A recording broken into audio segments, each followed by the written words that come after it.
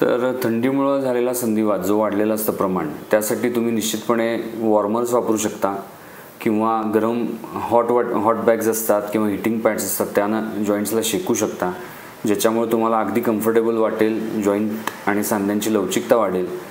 किंवा तुम्ही गरम कपडे घाला जास्त. जर सांध्यांच्या अवतीभोवती गरम कपडे वापरले तर तुमचं वॉर्मथ वाढते आणि थोडासा जॉईंट फ्री राहतो. त्याचबरोबर हलकं चालणं घरातल्या घरात किंवा थोडं लवचिकता वाढवणारे स्ट्रेचिंग एक्सरसाइजेस, हलके योगासनं असं जर करून तुमची हे वॉर्मथ वाढत असेल तर डेफिनेटली करून तुम्ही स्वतःला मदत करू शकता.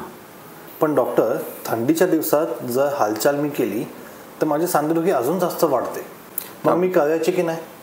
तर आपल्याला असं वाटत असतं की जेव्हा तुम्ही जास्त हलताय ॲक्च्युली तुमचं दुखणं वाढतं आहे, पण तसं नाही आहे. तुम्ही जर बसून राहिला एका ठिकाणी तर तुमची स्टिफनेस वाढणार आहे, सांधेदुखी वाढत जाणार आहे.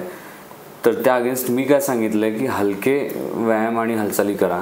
म्हणजे तुम्ही असे हात पुढं मागं करू शकताय, मनगटं हलवू शकताय, स्ट्रेचेस करू शकताय, हलके व्यायाम करा आणि हलके हालचाली करा. खूप ॲग्रेसिव्ह आणि जोराच्या मुवमेंट्स करायची गरज नसते आणि ह्या गोष्टी केल्यानं तुमच्या आतली वॉर्मथ वाढणार आहे आणि सांध्यांभोवतीचं टेम्परेचर वाढलं की एकदम लवचिकता त्यांची वाढते. त्यामुळे निश्चितपणे तुम्ही हालचाली करा, नुसतं एका जागेला बसून राहायचं काम करू नका.